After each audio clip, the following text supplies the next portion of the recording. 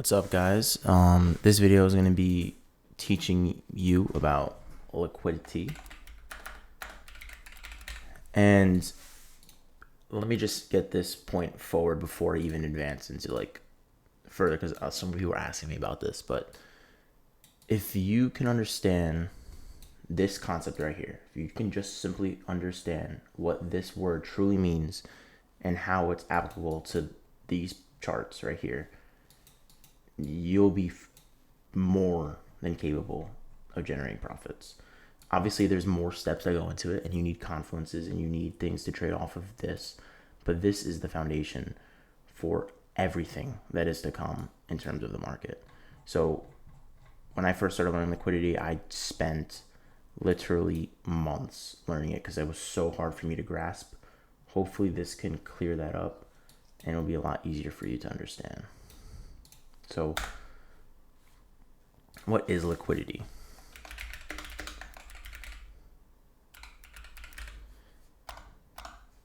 Liquidity is the amount of cash flow moving throughout the marketplace through transactional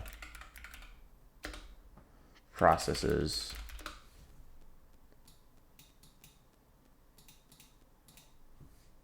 of buying and selling contracts. That's the base. That is literally what liquidity is. It's just cash, how much liquid money is within the marketplace at any given time. Literally, that's it. And to understand really what creates liquidity, what liquidity is, you need to understand how things work. And the best way I can describe this is let's say you have John here, and John has a contract. This is a E-mini. He has one E-mini contract. And you have Bob. Bob wants to buy it now because he thinks it's going to go up. This guy, he wants to sell it because he thinks it's going down. They agree on a price.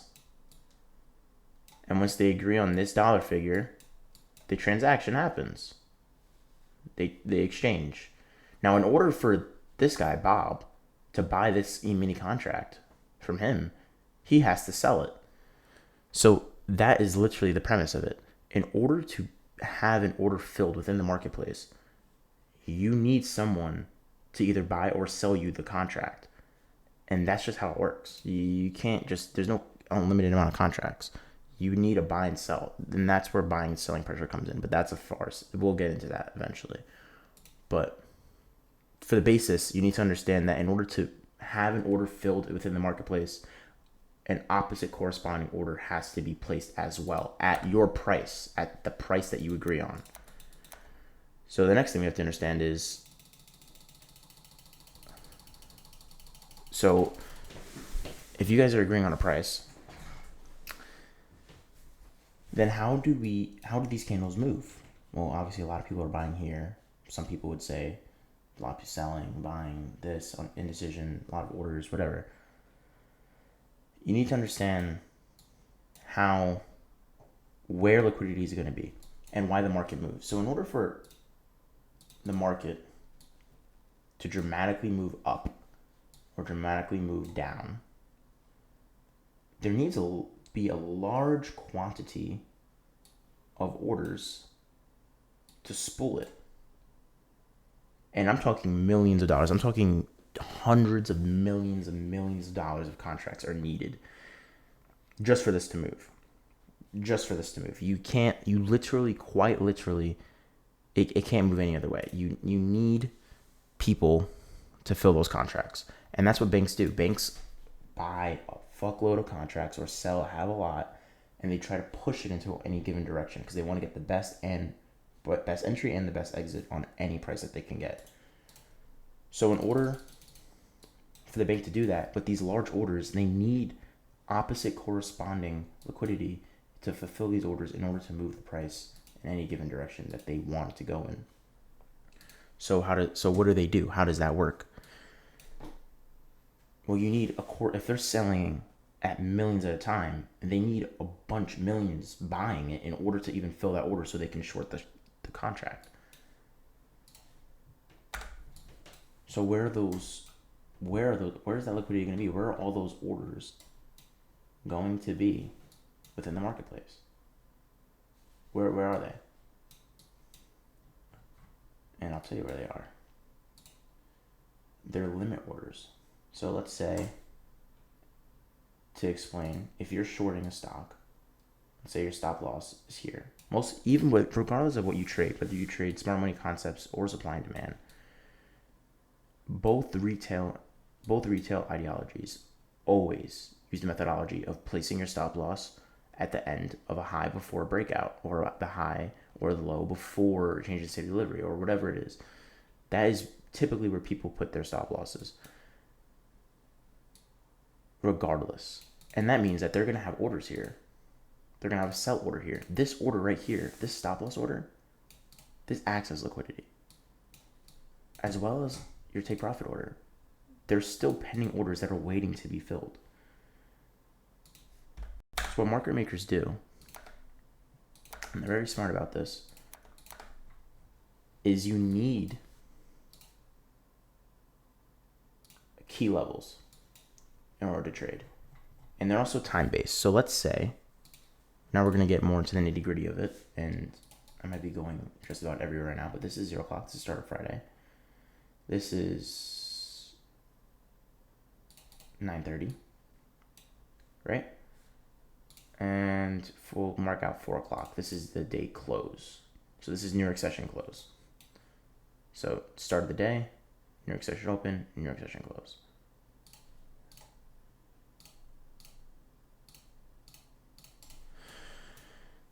We can go to yesterday, and this is yesterday. We're just looking at this. We're not even looking at this. The chart's actually moving right now, but we're not looking at this. We're looking at this. So we don't need to mark out the high, the low. Then none of that matters currently for this day, Friday. Thursday does not matter. What matters Thursday is people that are in positions overnight and people that took positions intraday on this day, Thursday, are putting their take profits and their stop losses at these key level highs. Right here. All right, why is this doing this? I'm going to mark red for buy side liquidity and green for sell side. This is where liquidity is lying for the next day. So this day opens Friday. What does price do? We take out this high, and what do we see? We engineer liquidity. People are literally, it's literally being taken out of the marketplace. Orders are being filled. These are stop losses of a swing high. These are sell orders and buy orders from people that are trying to long this back up here, and people who are trying to get out because they're trying to catch this move up here. Both buy and sell orders are here. But there's enough liquidity to fulfill a short order for banks to be able to push price down here. This is a trade you can take. But what are the highest and lowest point is usually what I typically like to use of the past day. You have this right here, this green. You have this red right here. What happens New York session open? You dip low, short. Spring, here, you take this out. Now this is where it gets tricky, and we're gonna get into actual entry models in the future, but we take out buy side liquidity here technically. We keep going up, and eventually just comes crashing back down. And the day, technically speaking, the physical day ends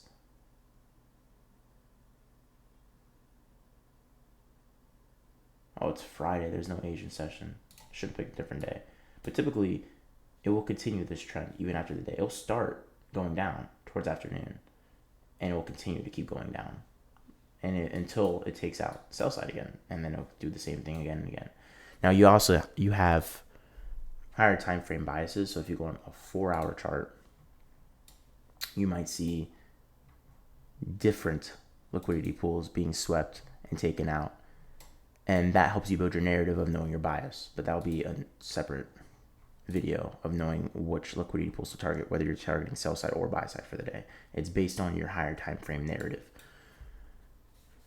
But as you can see, price always, no matter what it's doing, is targeting liquidity to some extent. Whether it's refilling imbalances or it's just taking it out in order to induce large movements. That's why you have these large swings. These large swings only happen for two reasons. One, news. If news comes out, you'll have a large swing. And two, so many orders have been taken out that it now gives the banks and institutional traders the opportunity to fulfill large position sizes and move the market into the position where they want it to be. That's it. And that's the key to trading. Now, you may say, oh, well, we swept this high, and we swept it a lot. 5682 to 5725. That's like 40-point jump right there. I understand that. The thing is there's entries within here. And if they present themselves, you can then take that short back down into this liquidity target right here. So, and for people asking what time frame this is and what I'm using, this is 15-minute. The reason why it's a 15-minute time frame is because I've always used the 15-minute for spotting liquidity. If you're on a 1 minute, you see a swing high, I promise you there's not enough pending orders on a 1 minute time frame right here. I promise you, it does not matter. Like these liquidity pools on the 1 minute don't matter. If you go into a 15-minute, quarter of an hour, you can see everything. You can trade. I can trade anything on a 50. If I could trade with one chart for the rest of my life, it would be this chart.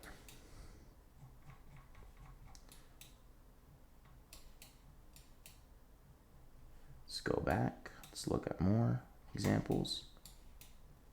I mean, there's examples everywhere, honestly. Like, I could just pick a random day. Now, it doesn't happen every single day because sometimes price action has been pretty choppy, to say the least, but it works. Like, let's just take this random day. Let's go to start of the day.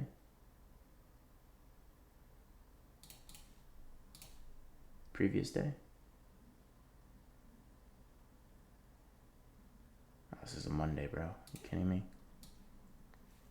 Should have seen the Sunday gap. Tuesday. Go here. Boom. Wednesday.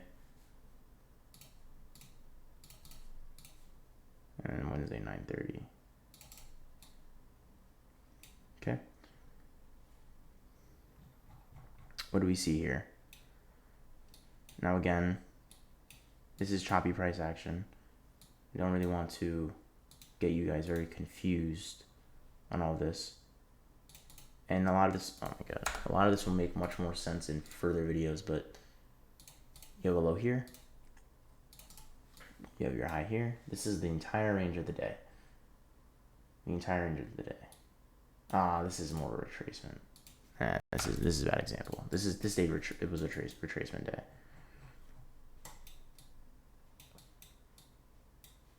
Look at this. This is pretty neat right here. Look at this. You have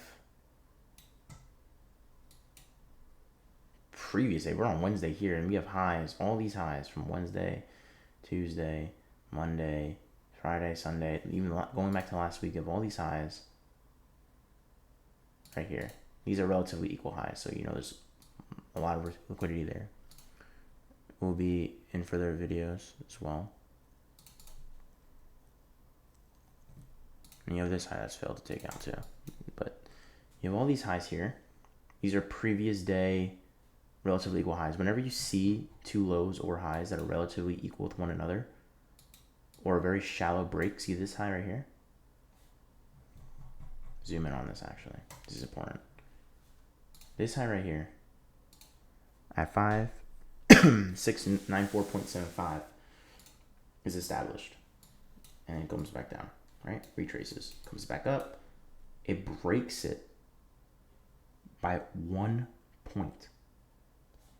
Just 1 point. That's it. This right here, in my eyes, is too shallow of a run. If we know what liquidity is, that orders need to be filled, banks typically, 9 out of 10 times, will come back and revisit this. Even though this swept this, we'll revisit this high, simply for the fact that there wasn't enough energy. There wasn't an energetic enough push into this high to induce enough liquidity for it to go down, which means we already had large bearish sentiment even going into this day right here. This gets taken out here.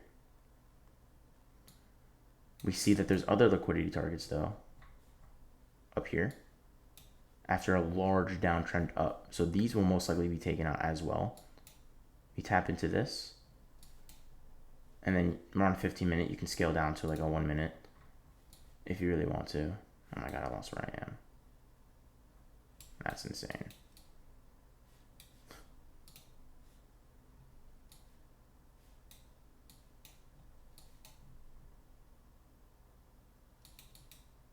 You can scale down to a 1 minute. Why am I like being rookie of the year right now?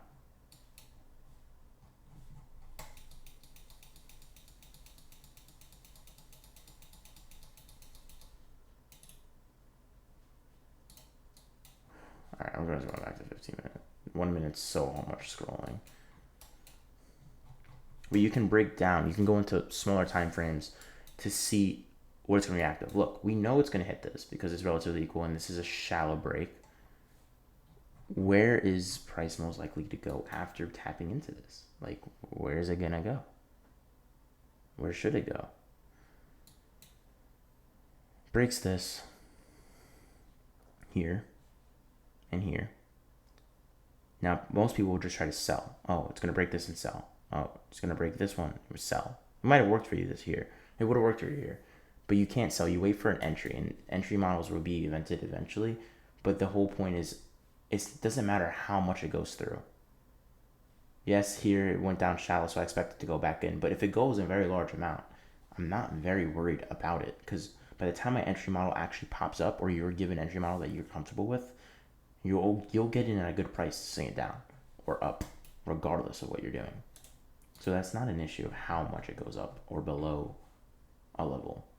It's not a big deal at all. Let's look at this. This is looking a little bit more advanced here, but I'll try my best to explain. What time is this? 13:30. That's a lesson in the future. There is a macro algorithm that comes on at 13:30 that induces liquidity within the marketplace, but that's for a future date. This is our day here. What happens? This is Friday. We have Thursday here. Wednesday takes out a high. Even goes back here, takes out this high, and taps into this imbalance. Takes this out. You don't know about imbalances yet, but don't worry, you'll understand eventually. Takes this out, retraces back up, comes down, all this. Wednesday, we see it push immediately past. Friday, we see it immediately pass through Thursday lows. Thursday lows are swept. Gone. Gone. And they're also relative with Wednesday lows before the jump up. We're not going to mark that out. Comes down, spools, get entry, automatically pulls back up, right? Pulls back up after taking liquidity. We have all these zones here because if you look in the higher time frames, we are overall in a bullish narrative because we're very low and we've been downtrending. And all this liquidity, everything has been taken out. And there's no news, so there's no reason why we should not be trailing back up. We take this out, but this is the thing I wanted to note. We take Thursday lows out. Do we care if it takes this out? Sure, it doesn't matter. It's whenever we take out at least take out the opposing day's lows and we have an entry, then we take it. However, look what happens here. Low here. This low fails to break this right here. With this low failing to take out the previous low right here, That allows us to now understand this is engineered liquidity. These are relatively equal lows. When we start this sporadic move back upwards, I'm expecting price to revisit this level and run through it dramatically, which it ultimately does end up doing here. But it only does that after going to these imbalances and taking out this high.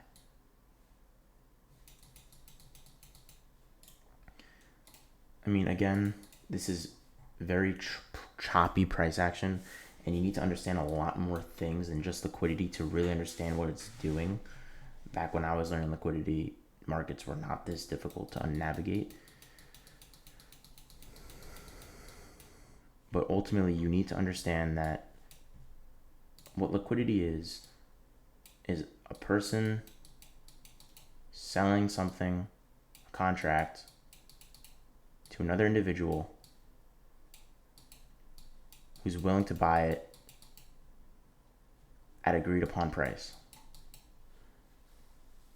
This is a transaction. The more transactions, T, the more equals liquidity. That's all it is. That's all the science to it is. You also need to understand that the amount of order that is needed to even move this bar up a tick is insane. So because it takes so much just to be able to move this price, it takes so much. You need to understand that you and me buying and selling does absolutely nothing to this price. You can get all your friends to all buy it at the same time. It's not going to change this. The banks are looking for a large move. And in order for them to get a large move, they have to take out people's take profit orders and sell stops, which will be found at key level highs and key level lows. So in terms of homework, I don't even like it. In terms of homework, I would say, one, you already saw in the lecture that I introduced the structure of candlesticks.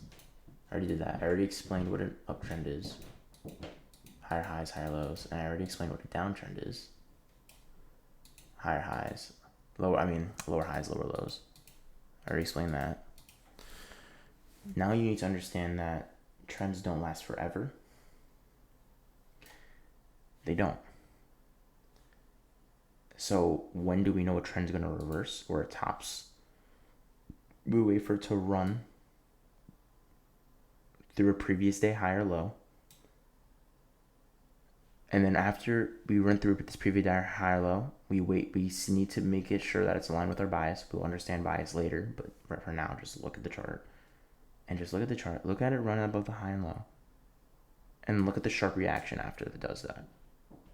Because I'll tell you what, if there's a bunch of highs here, and market's doing this, consolidating and moving up slowly, it's probably not going to see a sharp move until it takes out this high, comes back down. Wow, I'm really gross at drawing. This chart looks like a mess. But you understand what I'm saying?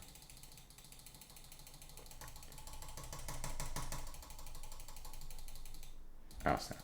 I wish I could have made it more complicated and more simple. And it is kind of a rushed video.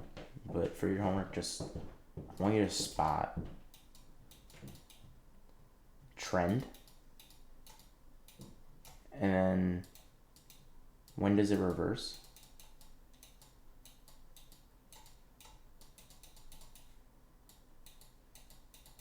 Should be typing this. When does it reverse? What high or low it took out?